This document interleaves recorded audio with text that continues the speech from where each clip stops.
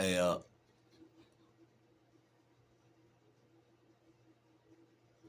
hey, I'm coming to you live. This Bertram Warren.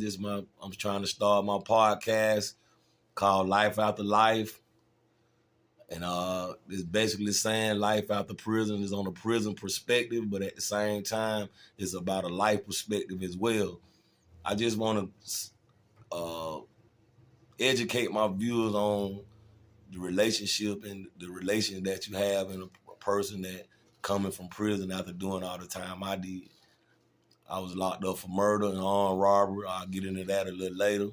But I did 28 years, and I had the opportunity to go back and do another year just recently because of some of the bad decisions I made in my life. And I just really want to start from the beginning because I know some people out there might be able to relate to what I got going on. I was in Georgia prison. I went to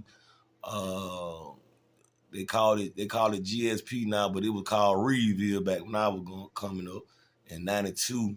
They call it the White Elephant, like the roughest prison in the state of Georgia, the grandfather prison of Georgia, and it was a tough place at the time when I went at 21 years old because of the things that I did. But like I said, I'm gonna get to that too.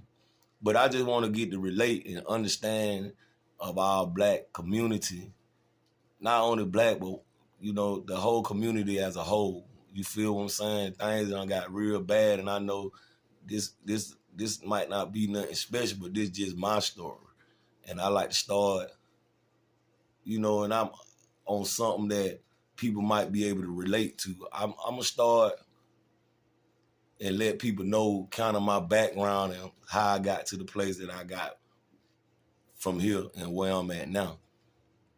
But I can remember growing up, my first time seeing a man get killed, I was 11 years old. I lived in what you call the bottom, like in Augusta, Georgia. It was like the projects and, you know what I'm saying? But people was always together. People basically, a community was a community. I go up the street, I do something bad, I get whooped by Miss Lily Mae and get whooped by Miss Johnny Mae in the middle and then get beat by my grandma when I get home. So I was raised in a community type environment. But the first man I seen got killed, I was 11 years old, and me and my cousin, we was, ride. We had a little big wheel gang and we were riding around and, you know what I'm saying, from home, you know what I'm saying? We ain't supposed to be down this way, you know what I'm saying? But we was kids and we was being kids, you know what I'm saying? Because we was raised to be boys at this time, you know what I'm saying? A lot of people, they raise their kids and they watching videos and doing that. We used to play in the yard, you know what I'm saying? And play football and basketball and all these different kind of sports and stuff. Back then, we was very active. But anyway, we was riding by and we heard the shots and there's a little club at the end of the road and we went down and I remember when we went over there, we seen the dude that did it was out my project, matter of fact. And no name to be called, but this was like in '81 when I was 11 years old. And me and my cousin, we ain't know no better. We walked up, you know what I'm saying? We walked up on the thing and we looked at the man laying there. We seen the boy run by and we went over there and I'm looking. And I'm just looking and I started crying. It was like, I don't know, it's like a feeling overwhelming because I'm like, man, this man dying and ain't nobody helping him. But back in them days, the community, I mean, it took a long time for the police to get there. You feel what I'm saying? So, you know, it made an impression in my life that I didn't really feel that the full extent of it until I got to thinking about it in my older life, excuse me. You know what I'm saying? When I had time and when I sat back in prison, I reflect on all the things that really made me feel the way that I felt. You know what I'm saying? In the course that my life had taken. You know what I'm saying? Because I seen a man get killed very early in my life. You know what I'm saying? And it played a part in my life. So after that, you know what I'm saying, things went on, you know what I'm saying? And I come from my mother, she wasn't doing too good when I got incarcerated. You know, she was out there running the streets. She was young. My mama had me when I was 16. My daddy was 18. So you really saying kids was raising kids, you know what I'm saying? And even though my father wasn't a part of my life a lot growing up, he tried to be, and I found a lot of things out about that too as I got older, how my mama played a part in that situation, because my dad had always loved me. And that's another part of that I'm gonna show you where it's gonna take you to where my point in life came and what my situation turned out to be and why I did the things that I did. Not using no excuses, just being real, coming to you real on some life after life. You know what I'm saying? Because there is a life after life. Out of all the things that I done in my life, and even though I'm going through the situation I'm going through now, trying to maintain and trying to live life is complicated, it's hard, because people always see what you done. Like now I'm looking for a job, you know what I'm saying? And I got a lot of skills, you know what I'm saying? I write, you know what I'm saying? I wrote in books, different books. Some of the authors you may know of, I done wrote in books, you know what I'm saying? And I got a lot of skills. I weld. I'm a barber. I was a barber in the prison system for like 25 years. I'm a certified barber. I was training to get my CDL license. I got the CDL permit, and like I said, I had a little bad decision that got me caught up once again, and I lost that opportunity for a minute, which I could still pursue it. But basically what I'm saying is that life is difficult when you in a situation like I'm in, because although I got these credentials, when I go somewhere and try to get a job, the first thing they gonna look at and say, well, you know, you qualified for the job, but you got a life sentence, and what your life sentence for. You know what I'm saying? And that's why I'm coming to you all today, you know what I'm saying, to let y'all know that even though I did this in the past, that ain't the person who I am today. You know what I'm saying? I learned a lot. I did a lot. I educated myself while I was in prison. I did a lot of things that I know I shouldn't have did, but I also had to maintain, and in prison in them days, it's survival.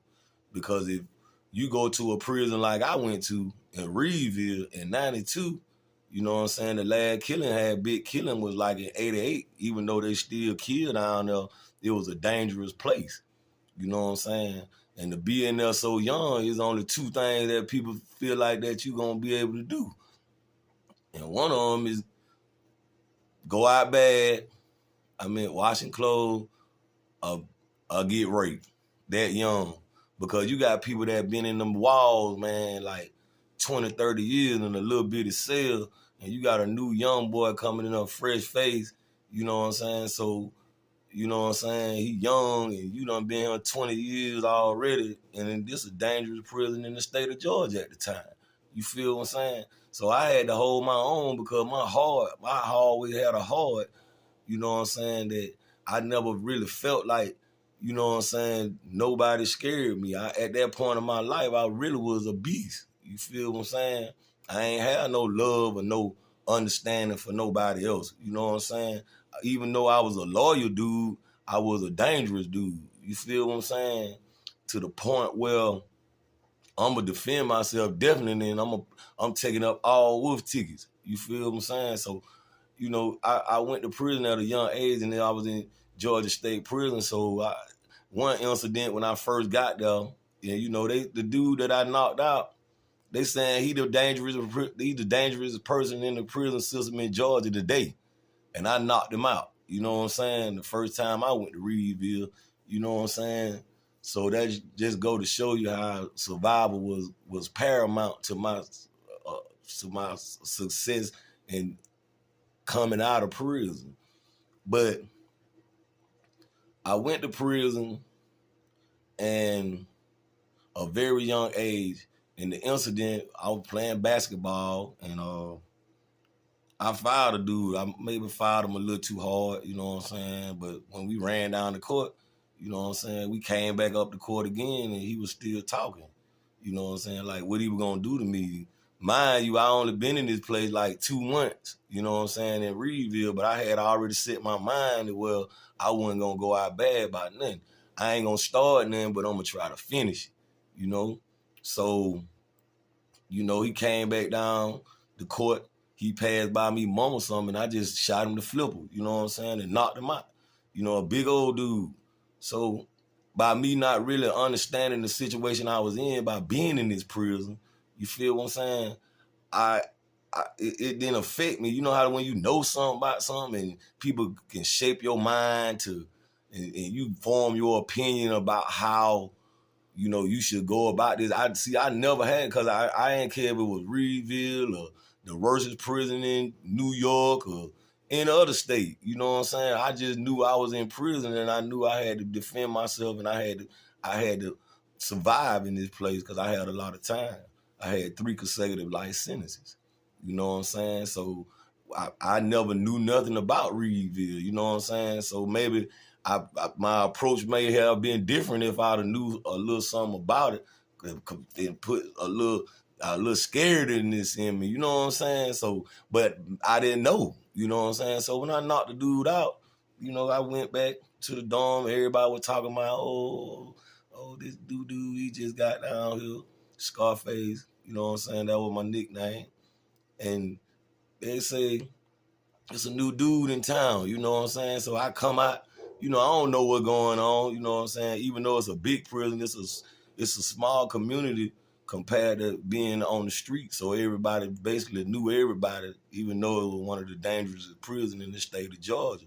And everybody was like, who this new dude is, who he is.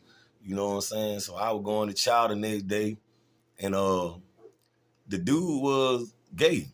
You know, he had a old man. So I'm going to chow the next day, and I passed by the dorm going to the chow, cause you know Reedville inside, everything inside. The only way you can see outside is you look through the walls, but it's a white elephant for real. You know what I'm saying? Ain't no activity going on outside for the prisoners. You know, so I passed by the dude dorm, and he called me to the door, and I was like, yeah, what's up? And it was an old school dude. This dude had done killed a lot of people too, and he was dangerous. But like I said, me not really knowing or fearing none of that, I ain't, you know, even though I had respect for people, I that didn't touch my heart at all. You know what I'm saying? I ain't care who you were. You know what I'm saying? So he called me to the door, and he asked me, he said, man, you had a little problem with my little piece. And I'm like, your little piece? You know what I'm saying? Because I'm green. I'm like, what you mean your little piece? You know what I'm saying? I'm like, hey, bro. I said, this man a man, I'm a man. Why would you even come ask me or confront me about another man? Matter of fact, man, I don't even got the time to explain you nothing, man. If it's drama, bro, between me and you, then it's drama between me and you too. Cause I feel like every man got to stand up for himself. You know what I'm saying? So that boy, when he seen what type of dude I was, you know, he had a lot of wisdom too. But you know, it didn't escalate to nothing. So I went on about my business. So from then on, you know, my name rang around, you know, Reedville. You know what I'm saying? Cause I was one of the people you ain't want to run across. You feel what I'm saying? When I was there, you know what I'm saying? Back then, you know what I'm saying? But life after life, man. And them just some of the stories that I want to share. You know what I'm saying? I get more in depth to it in my next podcast or my next recording. You know what I'm saying? I just want to introduce myself and give you a little bit about myself and let you know this is what I'm trying to do. I'm trying to get some people to understand the people that's coming out of prison that's doing a lot of time and they really want to change their life, you know what I'm saying, and make something better of their life. And it's just that, you know, we got a lot of obstacles to overcome. We got a lot of people that's going to be looking at what we done and still hold it to us in the future. So it's kind of hard to really get, you know what I'm saying, where you need to be unless you got somebody that's going to help you. And a lot of times you ain't got that help, like even from family and friends. You know what I'm saying? But I'm going to tell you something. I got a story to tell. You know what I'm saying? And whether you follow me, whether you hate me, if you got questions or anything you want to ask me about my situation, I'm willing to always just tune in, hit me up, you know what I'm saying? Let me know how you feel about it. And sometimes y'all, I might even take topics from y'all that y'all might want to hear about that happen in my, not adventure, in prison. You know what I'm saying? Anything y'all want to know of what happened, but I'm coming back to y'all again, and I'm gonna share some of what I had experienced while I was in prison. My setbacks, my downfalls are coming out. Cause actually I did pretty good when I came out after 28 years, but like I said, I made some bad decisions in my life, and I'm trying to work through them now. As you can see where I'm at now, you know what I'm saying? I ain't destitute situation, but I'm not where I'm supposed to be or where I really want to be. But I also felt like it was some people out there that really needed to hear these stories and help them overcome the situations that they in. You know what I'm saying? So I'm gonna be coming back to you all. This is my first one. You know what I'm saying? I'm just trying to get it started.